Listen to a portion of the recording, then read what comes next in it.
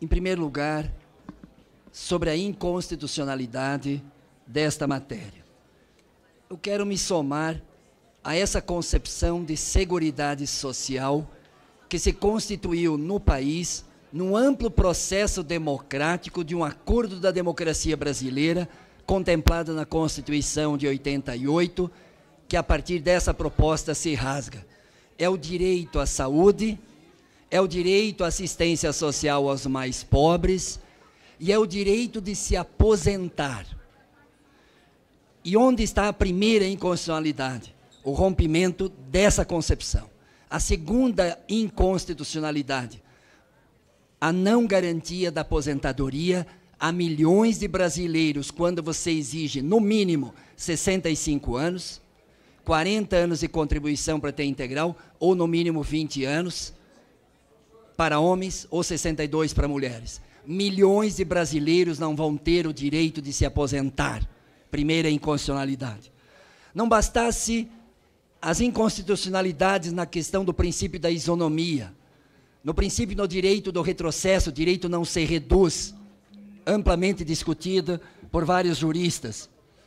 O que mais grave e que deveria ser rejeitado esta matéria é que o governo descumpre a própria legislação numa mudança constitucional, no caso previdenciário, e não ter o cálculo atuarial na própria iniciativa do governo. O governo não apresenta o cálculo atuarial de qual é o impacto financeiro desta medida e desta proposta. Qual é o impacto financeiro num regime de transição para o regime de capitalização para os que ficam no regime geral de previdência pública e social e no regime próprio? Qual é o impacto? Quem é que vai pagar a conta? Qual é o impacto do custo e da redução dos direitos no próprio regime de capitalização? Claro, o governo não faz o cálculo atuarial, que é o mínimo que a lei exige para nós aprovar uma medida dessas, é porque esconde o alto custo e que não vai resolver o problema fiscal quando implanta o desmonte da Previdência Pública, a privatização da Previdência Pública com o regime de capitalização. Porque os países que implantaram o regime de capitalização tiveram nos seus governos um altíssimo custo do PIB, retraindo a economia na medida que tem que bancar a manutenção dos atuais sistemas em curso, no caso, Previdência Pública.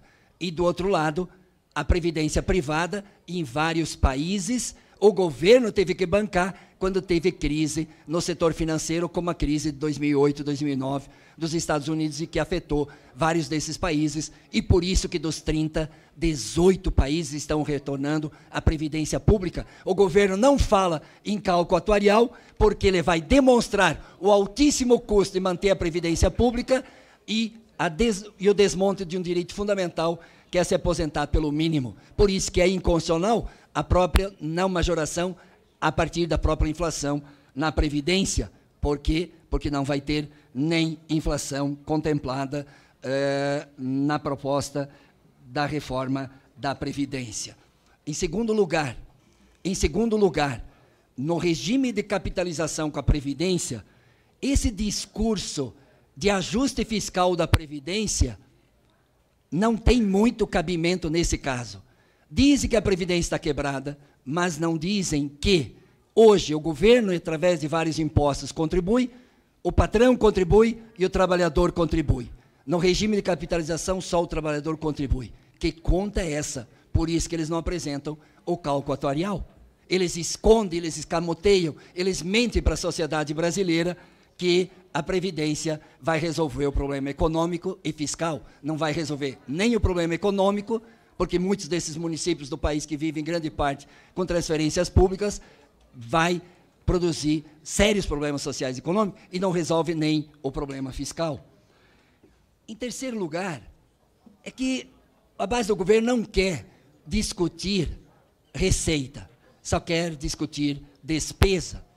Não quer discutir a concretude e a complexidade das mudanças das reformas de Previdência, feito por Fernando Henrique Cardoso, que deixou de ser de serviço, passou a contribuição, com o governo Lula em 2003, 2005, que produziu mudanças estruturais na Previdência Pública, nas mudanças de 2013, com a presidenta Dilma, que nenhum servidor público federal pode se aposentar acima do teto, concursados a partir daquele período, e 2015 também, mais algumas mudanças.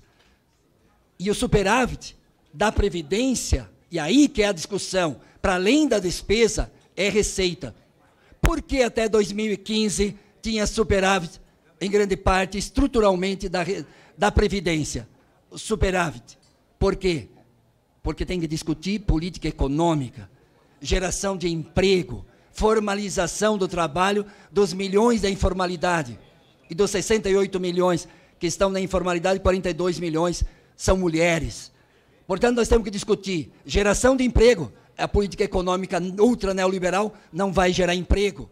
Política de formalização do trabalho. A reforma trabalhista desmontou os direitos trabalhistas e previdenciários com vários mecanismos de pejotização, terceirização, trabalho intermitente.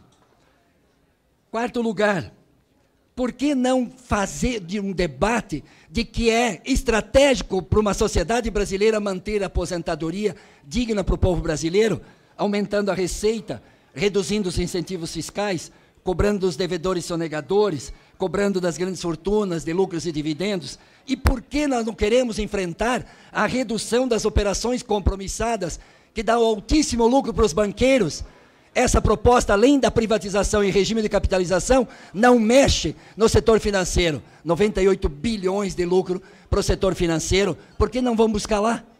Das operações compromissadas que dariam para sustentar a Previdência? Não, não. E aí sim, eu quero dispor do último ponto, é porque a proposta da reforma Previdência é para tirar dos pequenos municípios das economias locais, dos agricultores e das agricultoras, tirar dos trabalhadores e das trabalhadoras, tirar dos professores, das professoras, dos mais pobres, dos que ganham até 2 salários mínimos no país.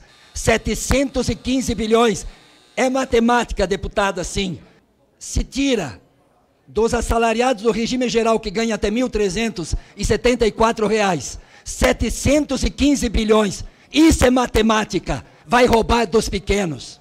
Vai fazer as mulheres as maiores vítimas da reforma da Previdência, vai fazer do BPC tirar dos mais pobres, vai do abono tirar daquele de 2 para 1 salário mínimo, 23 milhões de brasileiros, ou são privilegiados os que ganham 1 ou 2 salários mínimos neste país. As mulheres vão pagar conta, é inconstitucional porque é um direito fundamental de envelhecer bem nesse país. Vamos enfrentar os privilégios? Então identifica os privilégios, que eu voto todos a favor para suprimir qualquer privilégio na reforma, na Previdência Pública. Não tenho dificuldade nenhuma de votar em nenhum cancelamento de nenhum privilégio aqui. Mas não é isso. Esse governo é dos ricos, dos rentistas, dos banqueiros para pegar os 560 bilhões, 500, 600 bilhões da Previdência para fazer rentismo, para ter mais lucro. Assumem que quando querem fazer regime de capitalização, é não mais o capital contribuir com a Previdência Pública, só o trabalhador, que o governo não contribui mais com a Previdência Pública, só o trabalhador. É um governo irresponsável de não se responsabilizar pelo envelhecimento como um direito do povo brasileiro, dos trabalhadores, das trabalhadoras e dos mais pobres.